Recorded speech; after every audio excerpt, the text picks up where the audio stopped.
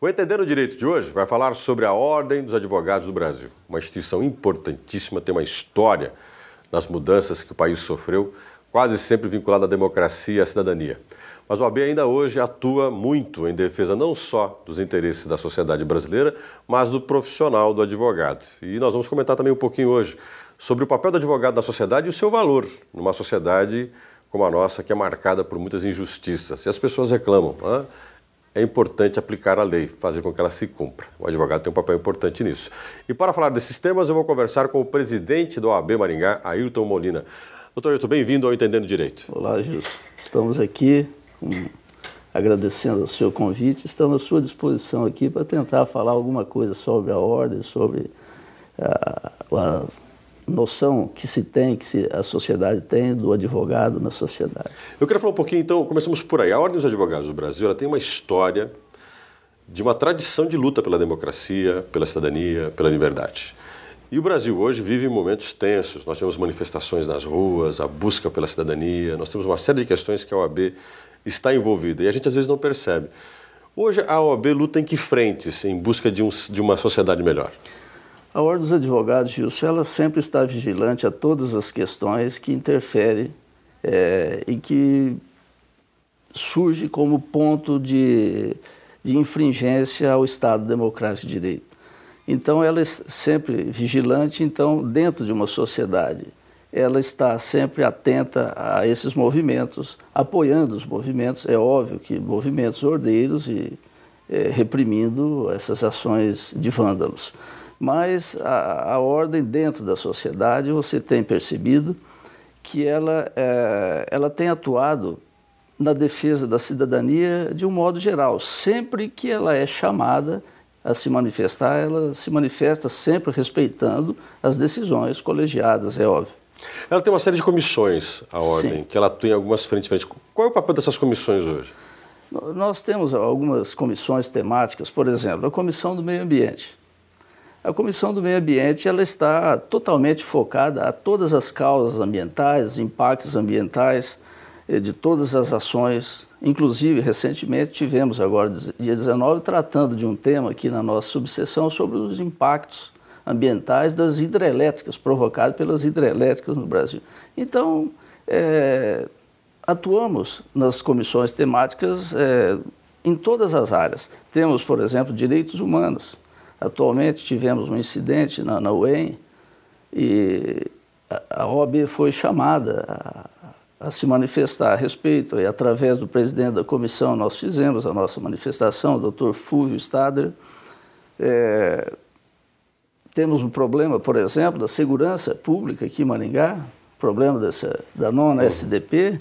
Nós temos as nossas comissões também de direitos humanos, a comissão da advocacia criminal, e a própria diretoria da OAB atuando junto com a sociedade organizada no sentido de conter esse estado de coisas, essa inoperância do Estado.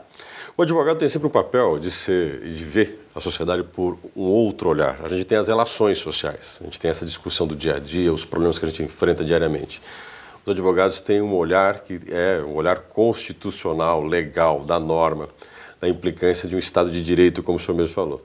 Isso dá ao advogado uma obrigação na sociedade de ter mais lucidez diante dos fatos sociais. Nós vimos agora, o Supremo Tribunal Federal vai refazer o julgamento de uma série de envolvidos no Mensalão. E as pessoas ficaram meio indignadas de que isso foi injusto ou não foi. Acaba caindo sobre o advogado também essa ideia de que a forma de interpretar a sociedade, baseada nas leis, nas normas, é diferente desse olhar comum que a gente tem? A sociedade, de um modo geral, o cidadão comum, ele tem, por exemplo, ele tomou esse julgamento do STF como um pano de água quente que acobertou uma grande injustiça.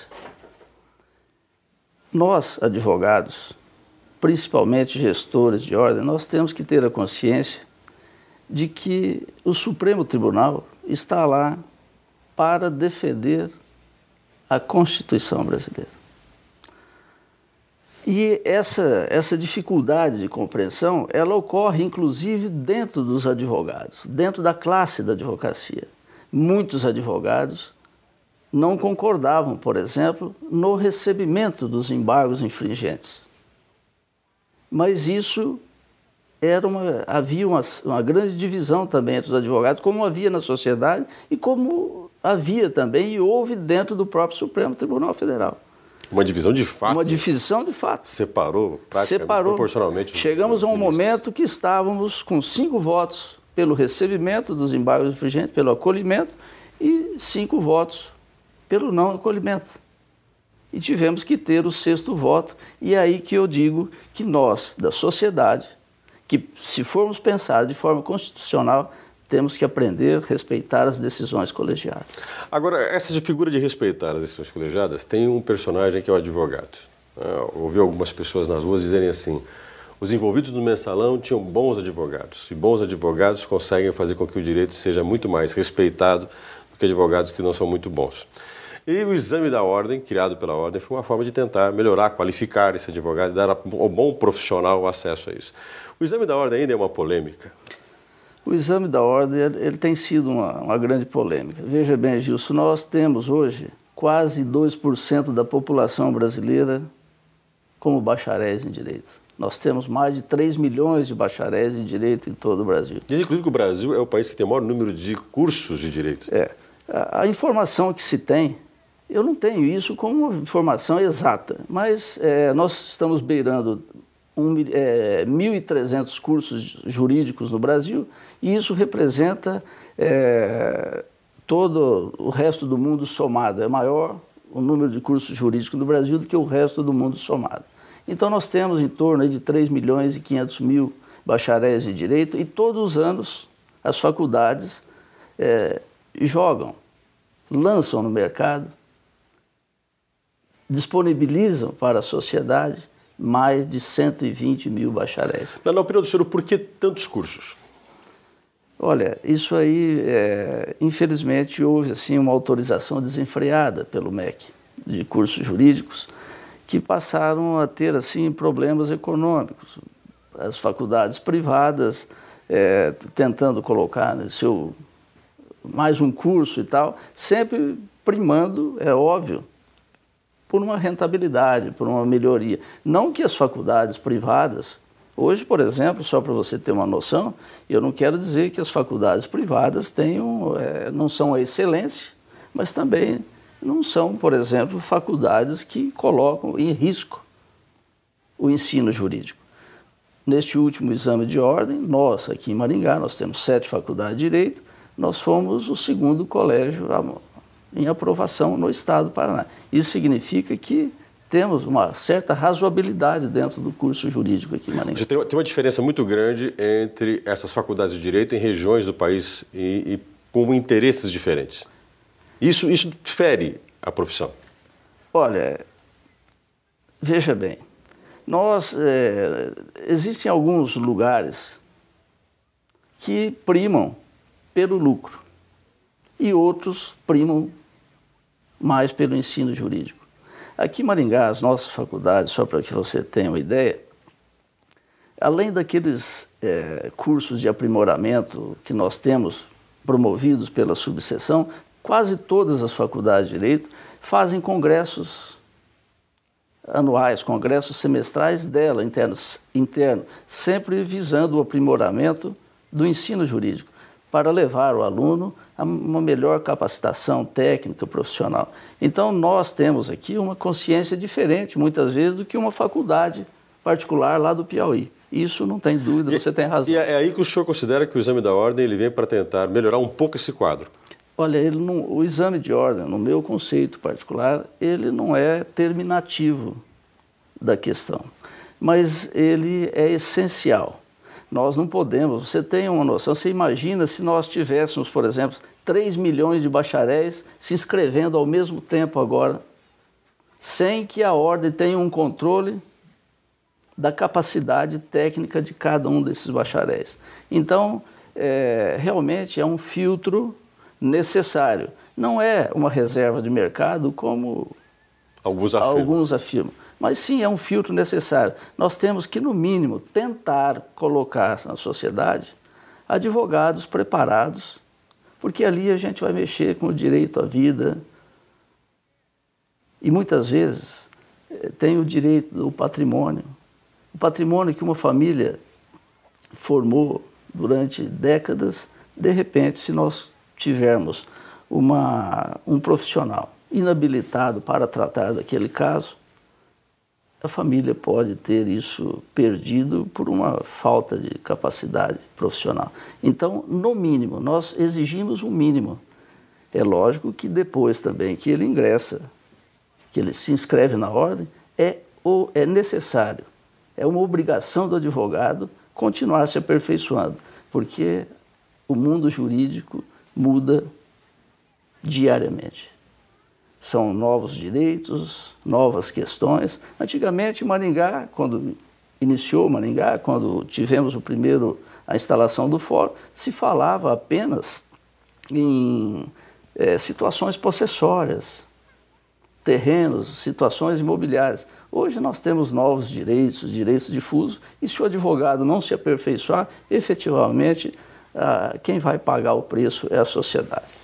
Eu estou conversando com Ayrton Molina. Estamos falando sobre a OAB, a importância da instituição e o papel do advogado na sociedade brasileira. Daqui a pouco a gente volta.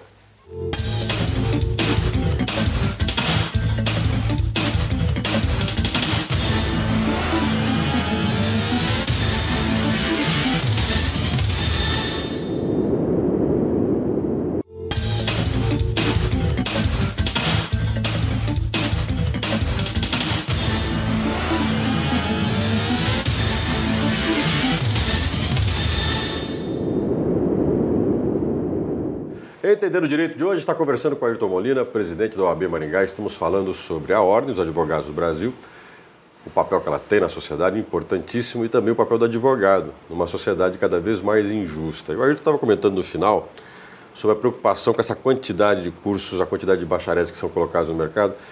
Ayrton, a gente tem uma sociedade hoje em que ela tem por sinônimo a injustiça. Muitas vezes as pessoas têm o direito, ela tem o direito na lei, está lá no papel, ela tem esse direito, mas ela desconhece esse direito. E alguns, nas relações econômicas ou sociais, abusam do outro, porque sabem que a pessoa desconhece os direitos que tem. Como mudar esse quadro? Olha, a função do advogado, ela é importantíssima. O advogado, na busca da pacificação dos conflitos, na busca pelos direitos, pela aplicação da norma legal, ele tem o mesmo valor que o juiz, que o promotor. Tanto é que a Constituição dá a ele o caráter de essenciabilidade. Sem o advogado, não há justiça. O advogado tem que sempre estar atrelado, ele, o juiz e o Ministério Público. E muitas vezes não há necessidade de um Ministério Público, mas há necessidade do advogado e do juiz. Então, o advogado não tem, muitas vezes, como chegar até o cliente para dizer a ele que ele tem direito a isso, aquilo, até porque o nosso estatuto, a nossa lei de regência, impede, muitas vezes, a divulgação. Por exemplo, a divulgação que seria considerada, eventualmente, até uma captação ilícita de clientes. Uma propaganda pessoal. Uma propaganda pessoal. Todavia, o advogado está como o norte da pessoa. Ele está ali no seu escritório para exercer a sua função e esclarecer aos clientes e buscar o direito efetivo daquela pessoa que desconhece um direito que ela tem. Por exemplo, dentro da área de telefonia, dentro da área da saúde, qualquer direito que a pessoa tem e ela desconhece efetivamente. O advogado está ali, mas muitas vezes ele não pode divulgar que ele está à disposição para exercer aquela... É isso que eu queria te perguntar, Ayrton. Vamos pensar aqui, vou dar um exemplo prático. Eu tenho um problema com uma empresa de telefonia e eu estou pensando seriamente em procurar os meus direitos. Certo. Mas eu desconheço isso. Claro que eu posso procurar um PROCON e me informar. Mas também tem outras questões, outros embates, em que eu fico pensando, será que eu posso procurar um advogado para fazer um esclarecimento? O advogado pode ser mais preventivo do que remediativo, porque a gente, quando pensa em procurar um advogado, é quando a situação chegou ao extremo. E a gente pode fazer isso antes, até para prever problemas, prevenir problemas, evitar problemas? Preferencialmente, Gilson, o advogado deve estar na atuação preventiva. Ele deve estar para prevenir os conflitos e deve estar também para a resolução dos conflitos já existentes. Mas é muito importante que você não deixe a coisa acontecer. Se você tiver condições de buscar uma orientação antes do fato acontecer, você com certeza terá uma solução mais rápida, uma solução mais eficaz para o seu problema. Onde que as pessoas poderiam procurar essa ajuda? Quando, claro, alguns de nós têm algum recurso e falam, vou procurar orientação, consultar um advogado, antes de assinar um contrato, por exemplo. Ou quando, de repente, determinado fato me preocupa, quero saber se tem direito ou não, ele pode procurar alguém para poder esclarecer. E quando a pessoa não tem esses recursos, ela tem onde recorrer? Olha, infelizmente, o Estado brasileiro é um Estado inoperante. A Constituição delega ao Estado o direito de conceder, a obrigação de conceder ao cidadão a assistência judiciária, a assistência jurídica, que seria através da Defensoria Pública. Mas, por exemplo, no nosso estado do Paraná, nós não temos a Defensoria Pública. E isso impede com que a pessoa, com que o cidadão comum, busque o seu direito através da Defensoria. Mas todos os advogados, principalmente aqui, estão abertos a atender. Não necessariamente o advogado vai cobrar. Ele pode, por exemplo, eventualmente, num conflito já instalado, combinar que ele faria o serviço, defenderia os direitos, até pacificar aquele conflito, por conta de honorários de sucumbência, honorários, eventualmente, que seriam pagos pela parte perdedora da ação e fixados pelo juiz. Aí eu queria te fazer uma pergunta, Ayrton, polêmica. Quanto custa um advogado no Brasil? Porque a gente vê, no caso do mensalão que nós conversamos agora há pouco, quase sempre esses políticos, que a gente chama de colarinho branco, que alguns acusam de escapar da lei, têm uma assessoria de bons advogados. Advogados que é o direito dele de procurar, né, se defender. Estamos, como você mencionou, no Estado de Direito. Mas, do outro lado, muitas vezes tem uma população que é desamparada com isso. E aí tem o valor do advogado. Né? Eu queria que você falasse um pouquinho do valor, do honorário mesmo, da remuneração desse advogado, e falasse um pouco do valor moral, da importância da ética para esse advogado. É uma questão complicada, é muito complexo. O advogado no Brasil, ele tem alguns parâmetros a ser seguidos na cobrança dos seus honorários. É óbvio que nessas grandes causas, nessas causas pontuais, como você estendeu aí, o seu questionamento, por exemplo, mensalão, acredito que esses advogados, especialistas na área criminal, especialistas de direito administrativo, eles têm uma remuneração totalmente diferenciada do advogado comum. Mas nem por isso ele é considerado um advogado de maior conhecimento do que um advogado em início de carreira, que infelizmente muitas vezes é obrigado a trabalhar aí por uma paga em torno de R$ 1.500 por mês. É um aviltamento total da profissão. E quando a gente fala em aviltamento da profissão, e quando eu te falei que os advogados, e principalmente os advogados em início de carreira, trabalham por conta de uma sucumbência, que são aqueles honorários fixados ao juiz ao final de uma causa que demora aí 4, 5, 6 anos para concluir, chega ao final, eles se deparam com uma situação de calamidade. Alguns juízes, não é a maioria, mas alguns juízes esquecem que para eles chegarem até a magistratura, eles passaram pela advocacia e conseguiram compreender a posição do advogado. Mas eles esquecem que o advogado é essencial à aplicação da justiça e muitas vezes fixam honorários aviltantes. O advogado muitas vezes viaja, sai do seu domicílio para cumprir precatórias, ouvir testemunhas e depois, ao final, uma causa muitas vezes aí de um valor econômico de R$500 mil, o juiz fixa R$500, R$600 de honorários. Uma banalização da profissão. É uma banalização, é um desrespeito à nossa profissão. E isso nós temos combatido e lançamos, inclusive, uma campanha aqui em Maringá chamada Honorários Advocatícios, Respeito e Valorização. Eu até chamo a atenção desses magistrados que assim fazem, que assim tratam a nossa profissão, que o caminho de volta é quase certo. Nós temos visto, nós que estamos na gestão da ordem, a maioria dos juízes se aposentam novos, porque eles ingressam novos na profissão. Se aposentam novos e retornam. E eu pediria para eles, se eventualmente estiverem nos ouvindo, que eles não esperem esse retorno para saber o mal que eles estão fazendo à advocacia, principalmente aos nossos colegas em início de carreira, que não tiveram o privilégio de pegar, por exemplo, um momento da sua profissão onde o número de advogados por habitante era muito menor do que hoje. Ayrton, você calcula que em determinadas profissões, essa desvalorização acaba desestimulando as pessoas com mais qualificação a ingressarem na advocacia, como muitas vezes as pessoas abandonam os cursos de engenharia, abandonam os cursos de medicina e poderíamos ter bons profissionais? Olha, talvez nem tanto, porque o curso de Direito, a Faculdade de Direito, ela é uma faculdade fascinante, ela fascina o aluno. O que tem ocorrido é que nós temos verificado que um grande número de advogados que ingressam na ordem, pouco tempo após, eles verificam a dificuldade de trabalhar dentro da sua profissão, de ser advogado, e passam a buscar concursos públicos que melhor irão lhe dar a remuneração. Uma coisa que eu percebo muito como professor é que os alunos realmente gostam tem essa tendência a fazer concurso público. Você acaba perdendo bons profissionais na área privada, porque o grande sonho é ser funcionário público. E nessa discussão sobre o advogado, eu queria voltar um pouco àquela questão. Existe a questão da moral do advogado. O princípio de valor, da ética, que se fala muito. E é uma profissão que tem um vínculo muito próximo com a ética. Afinal, o advogado vira um modelo, vira um espelho da própria justiça. Como é que se controla essa ética dentro da ordem? Qual a preocupação que a OAB tem em relação à ética?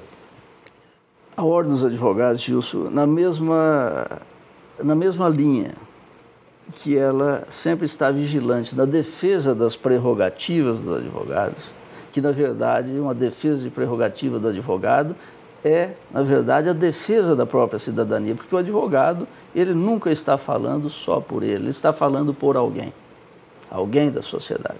Então, nessa mesma linha de conduta, a ordem também está sempre vigilante à questão da ética e da disciplina. Nós temos, por exemplo, só para que você tenha uma noção, em Maringá, uma comissão de ética e disciplina que é composta pelos conselheiros eleitos. E ali nós absorvemos e tratamos de todas as representações, porque como em toda profissão, como em toda classe, a maioria é boa e ética, mas nós também temos os nossos problemas com a minoria. E essa minoria nós estamos ali punindo quando necessário é a punição. O ambiente social brasileiro cria espaço para esse tipo de desvio de conduta? A gente tem uma sociedade brasileira complicada quando você imagina o que é a conduta profissional numa sociedade que às vezes usa da profissão de forma ilícita.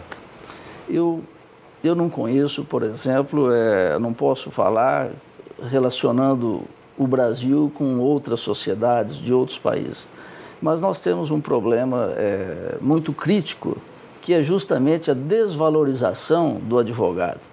O advogado, ele completa os seus 5 anos de faculdade e, posteriormente, vamos admitir que ele ingresse na ordem, que ele passou no exame de ordem e já imediatamente ele já começa a advogar.